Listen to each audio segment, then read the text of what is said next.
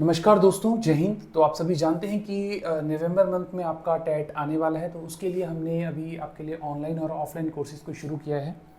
उससे पहले मैं प्राइस बताने से पहले आपको बताना चाहता हूँ कि किस तरह से जो है हम आपको चीज़ें प्रोवाइड करेंगे। जो ऑनलाइन स्टूडेंट्स रहेंगे, रिकॉर्डेड लेक्चर्स आपको दोस्तों देखिए इस तरह से मिलेंगे। आपको हम गूगल ड्राइव में एक्सेस देंगे। आप जैसे मान लीजिए कोई फोल्डर रहेगा, उसमें आप क्लिक करेंगे। फॉर एग्जांपल आप जैसे इंग्लिश की वीडियोस देखेंगे तो टॉपिक वाइज आपको यहाँ पर इंग्लिश की वीडियोस रिकॉर्डेड मोड में मिलेंगी, और ऑनलाइन भी इसी तरह से ही रहता है। ऑनलाइन आपको क्लास से 5 मिनट पहले बताया जाएगा कि आपकी क्लास है, उसके बाद लाइव पढ़ाया जाएगा, डाउट आपके वहीं पर क्लियर किए जाएंगे। देन उसके बाद जो है उसका पीडीएफ दिया जाएगा, और वही लेक्चर जो है आपके लिए यहाँ पर गूगल ड्राइव में रिकॉर्ड करके डाल दिया जाएगा। तो अगर जो भी इंटरेस्टेड स्टूडेंट जो इस कोर्स को परचेज करना चाहते हैं दोस्तों, तो वो मुझे इस नंबर पे कॉल कर सकते हैं। नंबर आपके सामने स्क्रीन पे मैं लिख रहा हूँ 8988434696। आप व्हाट्सएप भी कर सकते हैं और कॉल भी कर सकते हैं। चाहे तो आप ऑनलाइन कोचिंग लेना चाहें, चाहे आप ऑफलाइन कोचिंग लेना चाहें, ठीक है। तो ऑनलाइन कोचिंग की जो फीस रहने वाली है वो रहेगी 2000। जब तक आपका एग्ज़ाम नहीं होता तब तक के लिए ली जाएगी। इसके बाद जो है अनामिका मैम आपकी डेमो क्लास को कंटिन्यू करेंगे, जो आज की हमारी केमिस्ट्री और फिजिक्स की रहेगी। जो डेमो हमारा मेडिकल और नॉन मेडिकल दोनों के लिए हो जाएगा। तो अनामिका मैम क्लास को कंटिन्यू करेंगे। Thank you. तो जैसा कि सर ने बताया, हम आज डेमो करने वाले हैं टेट की क्लासेस के लिए। मेडिकल के लिए भी रहेगा, नॉन मेडिकल के लिए भी रहेगा। तो पहला जो सेक्शन है हमारा वो है केमिस्ट्री एंड फिजिक्स, क्योंकि इसमें कुछ एक क्वेश्चंस केमिस्ट्री के हैं और एक क्वेश्चन में भी प्रोबेबली फिजिक्स का होगा। तो इससे आपके लिए क्या फ़ायदा होगा कि केमिस्ट्री वाले पोर्शन मेडिकल वालों के लिए भी आ जाता है और नॉन मेडिकल के लिए भी। तो स्टार्ट करते हैं पहले क्वेश्चन से। सबसे पहला क्वेश्चन है, ये दोनों के लिए कॉमन रहता है, मेडिकल नॉन मेडिकल के लिए। 1 mole of oxygen gas at STP is equal to. आपको यहाँ पर मोल के बारे में पूरा पूछ रहा है, यानी मोल कंसेप्ट है ना। और हम जब भी मोल कंसेप्ट डिस्कस करते हैं तो मैं हमेशा ये वाला फ्लो चार्ट बनाने को कहती हूँ कि 1 मोल आपका बराबर है एवोगैड्रो नंबर के, ठीक है। और यही मोल आपका बराबर होता है वॉल्यूम में 22.4 लीटर्स के। कई बुक्स में 22.7 भी है, तो उसको आपने इग्नोर कर देना। 22.4 लिखो या 22.7, कैलकुलेशन दोनों से आती है, ठीक है। और साथ में ये मॉलिक्यूलर वेट जो होता है आपका, उसके साथ में इक्वेट हो जाता है, ठीक है। बस इसी से आपके सारे के सारे क्वेश्चन सॉल्व हो जाएंगे। कोई भी मोल कंसेप्ट का क्वेश्चन उठा लो, आप बस इस फ्लो चार्ट को याद रखना है और इसको यूज करना सीखना है, आपके सारे क्वेश्चन सॉर्ट आउट हो जाएंगे। तो अब जब हम क्वेश्चन पे आते हैं, यहाँ पे आपने वर्डिंग का ध्यान देना है। ऑक्सीजन गैस बोला है at standard temperature and pressure is equal to. पूछा है कि 1 mole of oxygen gas standard temperature and pressure में किसके बराबर होगा? क्या इसके बराबर होगा, क्या इसके बराबर होगा, या इसके, या इसके। और डिफरेंस क्या है? देखो डिफरेंस सिर्फ इतना सा है कि आपके ये दोनों फर्स्ट और सेकंड ऑप्शन में देखो क्या डिफरेंस है। इसमें मॉलिक्यूल्स लिखा है, इसमें एटम्स है, और ये एवोगैड्रो नंबर ही है। आपको पता ना Avogadro number is equal to 6.022 into 10⁻23। Particles कुछ भी हो सकते हैं, ठीक है। पार्टिकल्स कुछ भी हो सकते हैं। अगर मॉलिक्यूल्स की बात कर रहा है तो इतने मॉलिक्यूल्स, अगर एटम की बात कर रहा है तो इतने एटम्स, अगर इलेक्ट्रॉन की बात कर रहे हैं तो इतने इलेक्ट्रॉन्स। मतलब कि हम एवोगैड्रो नंबर को कैसे सिंबलाइज कर सकते हैं, जैसे हम डजन वर्ड यूज करते हैं नॉर्मल लाइफ में। 1 दर्जन का मतलब 12 ही है। चाहे आप 1 दर्जन केले लो, 1 दर्जन अंडे लो, वो 12 ही रहेंगे। वैसे ही चाहे आप 1 मोल ऑफ मॉलिक्यूल्स का हो, 1 मोल ऑफ एटम्स का हो, चाहे 1 मोल ऑफ इलेक्ट्रॉन्स का हो, उसकी वैल्यू, न्यूमेरिकल वैल्यू इतनी ही रहेगी, ठीक है। तो अब हमें यहाँ पूछा 1 mole of oxygen gas at STP is equal to. तो हम क्या करेंगे, हमें पता है 1 मोल किसके बराबर है, मॉलिक्यूलर वेट के बराबर भी है। 1 मोल किसके बराबर है, एवोगैड्रो नंबर के बराबर भी है, ठीक है। तो हम कैसे निकालेंगे? हमारा जो ऑक्सीजन गैस होती है, पहले तो आपको पता होनी चाहिए किस फॉर्म में होती है। 2 एटम्स आपस में जुड़े रहते हैं, डायटोमिक फॉर्म में रहती है, राइट। तो ये 1 मॉलिक्यूल ऑफ ऑक्सीजन है, एटम ऑफ ऑक्सीजन नहीं है, ठीक है। 1 मॉलिक्यूल ऑफ ऑक्सीजन। तो हमें पता है कि ठीक है, किसी के भी 1 मोल में इतने एवोगैड्रो नंबर के बराबर पार्टिकल्स है। तो 1 mole of oxygen gas, O2 है इसलिए मॉलिक्यूल्स ही लिखेंगे वर्डिंग, ठीक है। कंटेन्स, हमें पता है कितना, 6.022 इंटू 10⁻23 मॉलिक्यूल्स। समझ में आ रहा है, ठीक है, यहीं से डायरेक्ट हमारा ये वाला आंसर, बिल्कुल इजी था ये, है ना। अभी एटम्स क्यों नहीं कहा, क्योंकि आपके पास ऑक्सीजन गैस दी हुई है, ठीक है। अगर बोलता एलिमेंटल ऑक्सीजन, एक ऑक्सीजन के बारे में पूछता, तो हम वहां पर एटम्स निकालते। और एटम्स कैसे निकलते, फिर ये तो मॉलिक्यूल्स हुए, और एक मॉलिक्यूल में 2 ऑक्सीजन है तो मल्टीप्लाइड बाय 2 कर देते, है ना, ठीक है। और वैसे ही जो आपका ये 16 ग्राम ऑफ ऑक्सीजन, कई बार आपको क्वेश्चन में 1 मोल ऑफ ऑक्सीजन की जगह पूछेगा 16 ग्राम ऑफ ऑक्सीजन में कितने एटम्स हैं, है ना। तो आपको ये पता होना चाहिए कि ठीक है, 1 मोल किसके बराबर है, मॉलिक्यूलर वेट के बराबर भी है। तो ऑक्सीजन का मॉलिक्यूलर वेट कितना हुआ, यहाँ पर O2 है, O2 मतलब कितना होगा आपका 32, है ना, ठीक है। इसमें अगर देखो ना, एक ऑक्सीजन का मास है 16, 2 ऑक्सीजन का है 32, तो 32 ग्राम ऑफ ऑक्सीजन में कितने होने चाहिए, 1 मोल। और 1 मोल किसके बराबर है, 6.022 इंटू 10⁻23। अब अगर हम इन दोनों को इक्वेट करें डायरेक्ट, तो भी हमारा क्वेश्चन का आंसर आ जाएगा डायरेक्टली, है ना। अब हमें क्या पूछा है, 16 ग्राम, सपोज करो कि पूछा गया है, ठीक है। तो 16 ग्राम्स के लिए क्या करेंगे, जो ये है 6.022 इंटू 10⁻23, इसको हम इससे डिवाइड करेंगे, यूनिटरी मेथड यूज कर रहे हैं, और 16 से मल्टीप्लाई कर देंगे, ये आपका आ जाएगा 3.011 समथिंग, ठीक है, पावर उतनी ही रहेगी। इस तरीके से आपने मोल कंसेप्ट के क्वेश्चन सारे सॉल्व करने हैं, ठीक है। तो इसका आएगा आंसर नंबर ए। अब हम आगे बढ़ते हैं नेक्स्ट क्वेश्चन पे। नेक्स्ट क्वेश्चन है आपका कि what are is the unit of. अब यहाँ पे बच्चे थोड़े कंफ्यूज जाते हैं, पहले ऑप्शंस देखेंगे। What are is the unit of power, energy, voltmeter, electric current. जो व्हाट आर है वो किसकी यूनिट है, ठीक है।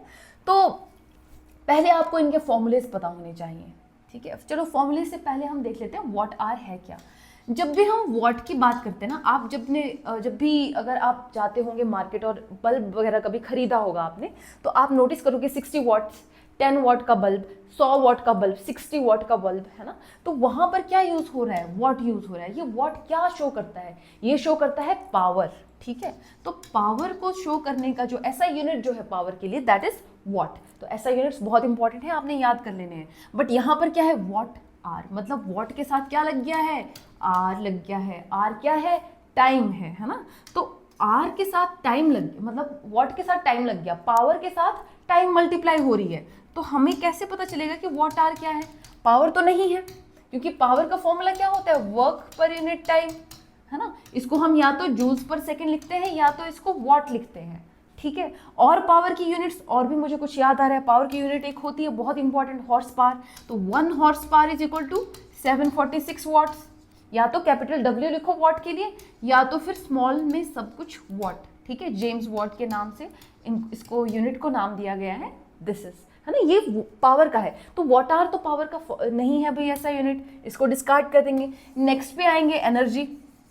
एनर्जी को कैसे कोरिलेट करेंगे, पावर इनटू टाइम से। हमें पता है एक चीज कि power is equal to work upon time, मतलब काम करने की कितने टाइम में कितना काम हो रहा है वो पावर है, ठीक है। और वर्क का फॉर्मूला क्या हो जाएगा यहाँ से, पावर इनटू टाइम। और यहाँ पे भी हमें पावर इनटू टाइम मिल रहा है, बट ये तो वर्क डन के बराबर है। हम जानते हैं कि वर्क डन किसके बराबर है, एनर्जी के बराबर होते हैं। वर्क और एनर्जी को हम कोरिलेट करते हैं, ठीक है। तो पावर इनटू टाइम एनर्जी भी माना जा सकता है, इसलिए हमें पता चलता है कि जो एनर्जी है उसका यूनिट है वॉट आर। यानी कि वॉट आर अगर टाइम और पावर इकट्ठा लिखा जाए तो वो किसके बराबर बन जाता है, एनर्जी के बराबर, ठीक है ना। और आपके जो इलेक्ट्रिसिटी बिल्स होंगे उनमें आपने नोटिस किया होगा किलोवाट आर के नाम से लिखा आता है यूनिट्स, है ना। तो किलोवाट का मतलब क्या हुआ, किलोवाट का मतलब कुछ नहीं है, बस 1000 वॉट्स, है ना। तो उसको हम शॉर्ट में लिख लेते हैं किलोवाट। तो 1 किलोवाट में 1000 वॉट्स है। अगर आपको 1 किलोवाट आर आया है लिखकर, उसका मतलब क्या है कि 1 घंटे में 1000 वॉट की पावर जो है वो यूटिलाइज हुई है किसी भी बल्ब के थ्रू, है ना। तो इस तरीके से इलेक्ट्रिसिटी बिल्स को पढ़ते हैं और उसमें वॉट आर यूज होता है। अब next is volt meter. Options को भी डिस्कस कर लेते हैं, है ना। तो वोल्ट मीटर क्या है भाई, वोल्ट मीटर वोल्टेज को मेजर करने के लिए होता है कि नहीं, 2 पॉइंट्स के बीच में, है ना, आपके पोटेंशियल डिफरेंस कितना है उसको मेजर करेगा। तो ये एक इंस्ट्रूमेंट है, इसको याद रखना, ये वोल्टेज को मेजर करेगा। Next is electric current. अब इलेक्ट्रिक करंट हम आई से डिनोट करते हैं, याद करो Ohm's law, V is equal to I R, potential difference है ये इलेक्ट्रिक करंट है, ये रेजिस्टेंस है, ठीक है। और अगर इलेक्ट्रिसिटी अलग से निकाली, हमें करंट अलग से निकालना है, तो क्या होता है, चार्ज पर यूनिट टाइम, कितना चार्ज कितने टाइम में ट्रैवल हो रहा है, ये फॉर्मूलेज आपको याद रखने हैं, ठीक है, तभी आपकी सारी चीज़ें क्लियर हो जाएंगी। बहुत ईजी था, है ना, बिल्कुल सिंपल था। एनर्जी का फॉर्मूला है आपका, ऐसा यूनिट, एनर्जी का यूनिट था आपका वॉट आर, ठीक है। अब बढ़ते हैं हम नेक्स्ट, ये भी आपका केमिस्ट्री का ही क्वेश्चन है, ठीक है। The number of neutron in chlorine, अब क्लोरीन का क्या बोला इसने, दिस इज 35, ठीक है, यहाँ पे 35 लिखा है, बट उधर 37 दिया हुआ है हमें, तो दिस इज 37 और ये 17 है, यानी कि ये क्या है आपका, वेट, इसको लिखने की जरूरत नहीं है, 17 आपका क्या हो गया, एटॉमिक नंबर, एटॉमिक नंबर को हम जी से डिनोट कर लेते हैं, राइट, और जो 37 है दिस इज मास नंबर, इसको ए से डिनोट करते हैं, ठीक है। यहाँ से हमारे बहुत सारे फॉर्मूलेज बनते हैं। तो अब ये पूछ रहा है the number of neutrons in chlorine, 37 17 वाले क्लोरीन में नंबर ऑफ न्यूट्रॉन्स कितने हैं। आपको एक चीज़, कुछ फॉर्मूलेज जो है हमेशा याद रखने चाहिए, ठीक है, कि आपका जो मास नंबर होता है, मैं डायरेक्ट ए लिख रही हूँ, है ना, मास नंबर जो होता है आपका वो होता है number of protons plus number of neutrons. अब ऐसा क्यों होता है, आपको पता है किसी भी एलिमेंट में सेंटर में न्यूक्लियस होता है, अब ये न्यूक्लियस की वजह से ही तो मास होता है। यहाँ तो ये सारे ऑर्बिट्स में इलेक्ट्रॉन्स घूमते रहते हैं, इनकी वजह से कोई मास नहीं होता, नेग्लिजिबल मास है, क्योंकि ये स्पेस में घूमते हैं और बहुत छोटे छोटे बहुत दूर दूर है ना। बट जो आपका मास, किसी भी एटम का मास कहाँ होता है, उसके न्यूक्लियस में, और न्यूक्लियस में कौन सी दो चीजें मिलती हैं आपको, proton and neutron, proton and neutron, ठीक है। तो ये दोनों चीजें मिलकर बना रही है मास, तो हमारे पास इसीलिए atomic mass is equal to number of proton plus number of neutron आता है। अब हमें एक और चीज पता कर है, मतलब इससे हमें फॉर्मूला मिल जाता है आगे, कि जो एटॉमिक नंबर होता है ना आपका, ये होता है आपके नंबर ऑफ प्रोटॉन्स के बराबर, क्योंकि प्रोटॉन्स जो है वो यहाँ पर कहीं भी चेंज नहीं हो रहे हैं ना। मेन रिएक्शंस में कभी भी प्रोटॉन ज़्यादातर चेंज नहीं होते, वो तो जब हम न्यूक्लियर रिएक्शंस करते हैं, फिजन कर रहे हैं, फिर जाकर चेंज होता है आपका न्यूक्लियस में, है ना। बट यहाँ पर अभी फिलहाल प्रोटॉन में चेंज नहीं होगा, तो जितने प्रोटॉन होंगे उतना एटॉमिक नंबर होता है, ठीक है। बट कई केसेस में हमें नंबर ऑफ इलेक्ट्रॉन भी ले लेते हैं, कई केसेस में हम क्या कहते हैं कि number of proton is equal to number of electron. ये किस केस में होगा, अगर आपकी जो स्पीसीज है, if there is no charge, या फिर इफ न्यूट्रल स्पीसी, है ना, अगर आपकी स्पीसी पे कोई चार्ज नहीं है, जैसे कि क्लोरीन है, ना इसके ऊपर प्लस लिखा है ना इसके ऊपर माइनस लिखा है, तो ये क्या है, न्यूट्रल स्पीसी है। अगर हम लिखे Cl नेगेटिव, ये क्या है, एनायन है। अगर हम लिखे Na पॉजिटिव, ये क्या है, कैटायन है। तो ये न्यूट्रल स्पीसीज नहीं है, इनमें नंबर ऑफ इलेक्ट्रॉन चेंज हो जाएगा। तो नंबर ऑफ इलेक्ट्रॉन कैसे चेंज होगा, अगर प्लस साइन है किसी के ऊपर, न्यूट्रल केस में, मतलब अगर सोडियम ऐसे ही था ना, तो इसके ऊपर जो नंबर ऑफ प्रोटॉन है वो नंबर ऑफ इलेक्ट्रॉन के बराबर है, तो इसका एटॉमिक नंबर इज 11, तो नंबर ऑफ प्रोटॉन कितने हैं, 11, तो वो किसके बराबर हो जाएंगे, इसका मतलब नंबर ऑफ इलेक्ट्रॉन भी 11 है, क्योंकि प्लस वाले साइन को नेगेटिव साइन वो कर रहा है, कैंसिल आउट कर रहा है, ठीक है। बट जैसे इसके ऊपर पॉजिटिव चार्ज आता है, पॉजिटिव चार्ज कब आएगा, अगर इसके पास इलेक्ट्रॉन खत्म हो जाएगा, एक, है ना, एक इलेक्ट्रॉन चला गया तो एक पॉजिटिव चार्ज आ गया, तो इसका मतलब क्या हुआ, अगर Na पॉजिटिव दिख रहा है तो उसका मतलब क्या हुआ, एक पॉजिटिव चार्ज एक्स्ट्रा दिख रहा है, मतलब एक नेगेटिव चार्ज जा चुका है, यानी कि नॉर्मली 11 थे, एक इलेक्ट्रॉन चला गया Na पॉजिटिव में, तो 10 इलेक्ट्रॉन्स हो गए, ये आपके नंबर ऑफ इलेक्ट्रॉन्स बन गए।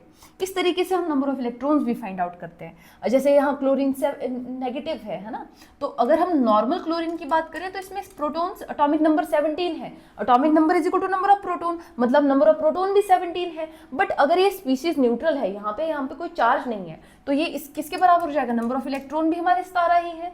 बट क्योंकि Cl नेगेटिव आया, नेक्स्ट स्पीशी पे क्लोरीन पे नेगेटिव चार्ज है, नेगेटिव चार्ज मतलब इलेक्ट्रॉन इसने एक्स्ट्रा गेन किया, अब इस यहाँ पर एक इलेक्ट्रॉन एक्स्ट्रा ऐड हो जाएगा, 18 बन जाएंगे नंबर ऑफ इलेक्ट्रॉन्स। समझ के इलेक्ट्रॉन्स निकालने को आते हैं, बहुत ही ज़रूरी हैं ये चीज़ें आपकी, ठीक है। चलो इसको रहने देते हैं ऐसे। अब आपको पूछा गया है नंबर ऑफ इलेक्ट्रॉन्स, यहाँ पर आपका आना था, ये था number of proton plus number of neutron, right. आपको पूछा है नंबर ऑफ न्यूट्रॉन, तो नंबर ऑफ न्यूट्रॉन कैसे निकालोगे भी, इसी फॉर्मूले में निकालो। हमें एटॉमिक मास पता है, नंबर ऑफ प्रोटॉन्स कहाँ से पता चल जाएगा, एटॉमिक नंबर से, है ना, अभी बताया ना मैंने आपको, एटॉमिक नंबर के बराबर होता है ये, ठीक है। Atomic number is equal to number of proton, तो एटॉमिक नंबर 17 है, तो नंबर ऑफ प्रोटॉन की जगह डाल दो 17, एटॉमिक मास 37 है ना, और आपके पास न्यूट्रॉन्स जो है वो आपने निकालने हैं, कर लो इनको माइनस, कितना आ जाएगा, number of neutrons will be equal to 20, तो आपका आंसर बन जाएगा 20, ठीक है। क्लियर है? आगे बढ़ते हैं। तो जैसे कि आपको सर ने बताया, आप इस नंबर पे कॉल कर सकते हो और इतनी आपके इस कोर्स की फ़ी रखेगी, ठीक है? तो ये आपको बस रिमाइंड कराने के लिए। चलिए, तो डिस्ट्रैक्ट नहीं होते, ये आपका क्वेश्चन नंबर 4 आना था एक्चुअली। चलिए, which method is commonly used to separate salt from water? Salt पानी में से अगर आपको निकालना है तो सॉल्ट सॉल्युबल है पानी में, है ना, घुल जाता है, तो कौन सा वाला प्रोसेस फॉलो करोगे? कंडेंसेशन, इवेपोरेशन, फिल्ट्रेशन या सेडिमेंटेशन? सेडिमेंटेशन का मतलब होता है काफ़ी टाइम तक रहने देते हैं हम, जो भारी भारी पार्टिकल्स होते हैं मिक्सचर के वो नीचे रह जाते हैं, और जो हल्के पार्टिकल्स यानी क्लियर सॉल्यूशन रह जाता है साफ होकर, वो ऊपर ऊपर रह जाता है, ठीक है? और फिल्ट्रेशन में आपको पता है फिल्टर पेपर यूज़ किया जाता है या फिर कोई भी मेम्ब्रेन यूज़ करी जाती है, उसके थ्रू मिक्सचर को गुजारा जाता है और नीचे आपके पास क्लियर सॉल्यूशन मिलता है। इवेपोरेशन में आपको क्या होता है कि आप किसी भी सरफेस पे आप वाटर बॉडीज ले लो, है ना, नदियों से, ओशन से, वहाँ से क्या होता है, हीट की वजह से जो आपका लिक्विड फॉर्म में था वो वेपर फॉर्म में ट्रैवल करने लगता है। मतलब आपका पानी जो है वो लिक्विड से वेपर बन जाता है इवेपोरेशन में। किसकी वजह से? हीट की वजह से, है ना। तो वो है इवेपोरेशन। और यहाँ पे सॉल्ट को पानी से अलग करने का मेथड भी यही है। आपने सुना होगा सलीन वाटर से जब हम नमक अलग करते हैं तो इसी मेथड से अलग करते हैं, ठीक है। तो कंडेंसेशन क्या होता है? उल्टा हो जाता है। जो आपके वेपर्स हैं वो वापस से अब लिक्विड बन जाएंगे, है ना, उसको हम क्या बोलेंगे? कंडेंसेशन, ठीक है। क्लियर है? नेक्स्ट करते हैं। अब रहेगा आपका बायोलॉजी का सेशन, जो आपके टेट मेडिकल वाले बच्चों के लिए बहुत इंपॉर्टेंट है। देखिए कैसे कैसे क्वेश्चंस आते हैं। तो सबसे पहला क्वेश्चन है, opening of hepatopancreatic duct into duodenum is guarded by. ठीक है, तो आपको बहुत सारी चीज़ें क्लियर हो जाएंगी यहाँ से, है ना। पहले तो मुझे ये बताइए कि डुओडेनम किसका पार्ट है? हमारे डाइजेस्टिव सिस्टम का पार्ट है। डाइजेस्टिव सिस्टम के अंदर भी किस वाले पोर्शन का पार्ट है? हमारे डाइजेस्टिव सिस्टम में एलिमेंट्री कैनाल होती है। हमारे डाइजेस्टिव सिस्टम में एलिमेंट्री कैनाल है, उसके साथ में कुछ ग्लैंड्स होते हैं, डाइजेस्टिव ग्लैंड्स, जो एक्टिव रहते हैं और ये मिलकर हमारा पूरा डाइजेस्टिव सिस्टम बनाते हैं। अब एलिमेंट्री कैनाल यहाँ से स्टार्ट हो जाती है आपके माउथ से, ठीक है। बकल कैविटी होगी, फिर ईसोफेगस आएगा, फिर स्टमक आएगा, फिर स्मॉल इंटेस्टाइन, लार्ज इंटेस्टाइन और फाइनली एनस के थ्रू बाहर निकल जाएगा, ठीक है। तो एलिमेंट्री कैनाल में जब हम माउथ के नीचे ईसोफेगस की बात करें, ईसोफेगस के नीचे स्टमक की बात करें, तो स्टमक के बाद कहाँ जा रहा है? स्मॉल इंटेस्टाइन में। स्मॉल इंटेस्टाइन के पार्ट्स होते हैं आपके, ठीक है। स्मॉल इंटेस्टाइन के जो फर्दर पार्ट्स है ना, DJI करके मैं उनको हमेशा रिवाइज करवाती हूँ। तो सबसे पहले आपका डुओडेनम रहता है उधर। सबसे पहला पोर्शन स्मॉल इंटेस्टाइन का इस डुओडेनम, फिर जेजुनम, फिर इलियम, ठीक है। तो ये बोल रहा है कि जो हिपैटोपैनक्रियाटिक डक्ट है वो ओपन होती है डुओडेनम में। हमें ये पता है, ठीक है। आपसे ये क्वेश्चन बनाया जा सकता है कि कहाँ ओपन होती है? डुओडेनम में ओपन होती है। डुओडेनम किसका पार्ट है? स्मॉल इंटेस्टाइन का पार्ट है। और ये भी पूछ सकता है, जैसे यहाँ पूछा है कि तो ये गार्डेड बाय किससे होती है? कौन सा स्फिंक्टर इसको गार्ड कर रहा है ना। तो पहले तो ये देखो हिपैटोपैनक्रियाटिक डक्ट कहाँ है? हिपैटो मतलब आपके पैनक्रियाज और उसके पास यहाँ पे लगेगा। मैंने डायग्राम्स लगा रखे हैं, ठीक है। तो ये आपका लीवर है, लीवर से आ रही है डक्ट, तो फिर इसको हिपैटिक और पैनक्रियाटिक डक्ट जब मिल जाती है तो वो बन जाती है हिपैटोपैनक्रियाटिक डक्ट। इसके वहाँ पे एक सेफ गार्ड करने के लिए एक दरवाजा लगा होता है जिसको हम स्फिंक्टर कहते हैं। उसका कुछ नाम है, वो हम यहाँ देखेंगे। तो यही आपको यहाँ से बहुत सारे क्वेश्चंस बन गए। हिपैटोपैनक्रियाटिक डक्ट क्या होता है? डुओडेनम क्या होता है? कहाँ पे निकलता है? अब ये गार्डेड बाय किससे? कौन इसको गार्ड करता है? तो पहले है आपका एपिग्लॉटिस, दूसरा ऑप्शन है ईसोफेजियल स्फिंक्टर, तीसरा है आपका स्फिंक्टर ऑफ ओडाई, फोर्थ है ऑल ऑफ द अबव। तो कौन इसको गार्ड कर रहा है हम देखेंगे, डायग्राम में देखेंगे आपका स्फिंक्टर ऑफ ओडाई आएगा कैसे। एपिग्लॉटिस, पहले तो हमें एपिग्लॉटिस पता होने चाहिए कहाँ पे है। हमारा जो ट्रैकिया है, ट्रैकिया पे एक फ्लैप होता है। जब आप खाना खाते हैं तो वो फ्लैप बंद हो जाता है, दरवाजा बंद हो जाता है, विंड पाइप को बंद कर देता है, ठीक है, टेम्परेरली, है ना। तो उस फ्लैप को हम एपिग्लॉटिस बोलते हैं। तो ये तो कहीं से भी स्मॉल इंटेस्टाइन के नजदीक नहीं है, तो हमारा पहला ऑप्शन गलत हो गया। फिर उसके बाद दूसरा ऑप्शन था आपका ईसोफेजियल स्फिंक्टर, ठीक है। तो ईसोफेजियल स्फिंक्टर की बात करेंगे तो मैंने आपको बोला था पहले माउथ आता है, बकल कैविटी, फिर उसके बाद ईसोफेगस आता है। तो ईसोफेजियल स्फिंक्टर कहाँ होता है? यहाँ स्टमक और ईसोफेगस के बीच में लाई करेगा आपका ईसोफेजियल स्फिंक्टर। तो ये भी नहीं है, ये भी स्मॉल इंटेस्टाइन तक पहुंचा ही नहीं अभी, तो सेकंड ऑप्शन भी गलत हो जाएगा। Third option is sphincter of Oddi, और यही आपका आंसर है। हम देखेंगे डायग्राम में कहाँ होता है ये। देखिए इधर होता है, मैं आपको जूम करके बताती हूँ, वेट। ये देखिए, ये आपका पेनक्रियास है, पेनक्रियास की डक्ट है ये, ठीक है, इसको हम पेनक्रियाटिक डक्ट भी कहते हैं, डक्ट ऑफ, इनको डक्ट ऑफ सेंटोरिनी भी कहते हैं, ठीक है। तो यहाँ से ये आ रही है पेनक्रियाटिक डक्ट, है ना, और ऊपर से यहाँ लीवर से आ रहा है, लीवर से कई बार बाइल अगर नहीं आ, मतलब डक्ट जो आ रही है लीवर से, गॉल ब्लैडर में कंसंट्रेटेड होता है बाइल, तो वो वाली डक्ट पूरी यहाँ पे आ रही है, उसको हिपैटिक डक्ट बोलते हैं। और यहाँ पे आप देख सकते हो ये दोनों डक्ट्स मिल रही हैं आपस में, है ना, और यहाँ ये जो डक्ट बन जाती है, ये बन जाती है आपकी जो हिपैटो पेनक्रियाटिक डक्ट, ठीक है। यहाँ पे आपका जो वॉल होगा, जो गार्ड करेगा इसको, वो होता है स्फिंक्टर ऑफ ओडाई, ठीक है, क्लियर है, आई होप आप लोगों को नजर आ गया होगा, है ना। तो स्फिंक्टर ऑफ ओडाई गार्ड करता है आपका हिपैटो पेनक्रियाटिक डक्ट को, क्लियर है, ठीक है। तो इसका आंसर बन जाएगा ऑप्शन नंबर सी, ठीक है। चलिए नेक्स्ट, इसके आगे वाला क्वेश्चन है, शुगर प्रेजेंट इन डीएनए में मौजूद शर्करा, ठीक है, ये शर्करा के बारे में पूछ रहा है कि डीएनए में कौन सी वाली शुगर प्रेजेंट होती है। तो यहाँ पे आपका ये एक्चुअली ऑप्शंस थोड़े से ऊपर नीचे हो गए हैं, बट इट्स ओके, मैं लिख लेती हूँ ऑप्शंस क्या क्या हैं। ये H8O4, ठीक है, ये है ना। अब देखो यहाँ क्या होता है, हमें ये मैंने डीएनए का डायग्राम इसलिए लगाया है यहाँ पे ताकि आपको पता चले कि क्या क्या चीज़ें हैं डीएनए में। पहले तो आपको पता होना चाहिए जो डीएनए का स्ट्रक्चर है वो कैसा है, डबल हेलिकल स्ट्रक्चर है, 2 स्ट्रैंड्स होते हैं और हेलिक्स की फॉर्मेशन करते हैं, राइट, डबल हेलिकल स्ट्रक्चर, ठीक है। डबल हेलिकल स्ट्रक्चर में 2 स्ट्रैंड्स है, आपस में कॉइल्ड फॉर्म में है। तो यहाँ पर आपको शुगर्स मिलेंगी और नाइट्रोजन बेसिस मिलेंगे। तो शुगर्स आपको मिलेगी, शुगर फॉस्फेट की एक बैकबोन होती है, मेन जो बोन बनेगी दैट इज शुगर फॉस्फेट। फिर ऐसे आपको बीच में दिखेंगे नाइट्रोजन बेसिस, इनको बेस पेयर्स बोलते हैं, है ना, आपने सुना होगा ऑलरेडी, CG, AT, है ना। और आरएनए में एक चीज़ अलग हो जाती है, आप लोग कमेंट सेक्शन में बताएंगे कौन सी चीज़ अलग होती है। इन 4 बेस पेयर में से एक बेस पेयर अलग होता है आरएनए में। तो CG मतलब C से साइटोसिन, साइटोसिन ग्वानिन के साथ ही इंटरैक्ट कर रहा है, ठीक है, और जो AT है एडेनाइन के साथ थायमिन ही इंटरैक्ट कर रहा है, ठीक है। तो ये 4 बेस पेयर्स हैं और शुगर फॉस्फेट है। अब यहाँ पे इसने पूछा है कि शुगर प्रेजेंट इन डीएनएज, यानी डीएनए में जो शुगर होती है ना, वो उसका नेचर क्या है, उसका फॉर्मूला क्या है। आपको पहले तो डीएनए का फुल फॉर्म पता होनी चाहिए, क्या है, डीऑक्सी राइबो न्यूक्लिक एसिड। अब यहीं से क्लियर हो जाएगा, राइबोज शुगर सुनी है आपने, यहाँ पे कौन सी शुगर लगेगी, डीऑक्सी राइबोज, ठीक है, डीऑक्सी राइबोज बोल रहे हैं, है ना। वहीं से आपको थोड़ा सा हिंट मिलना चाहिए, राइबोज एक पेंटोज शुगर है।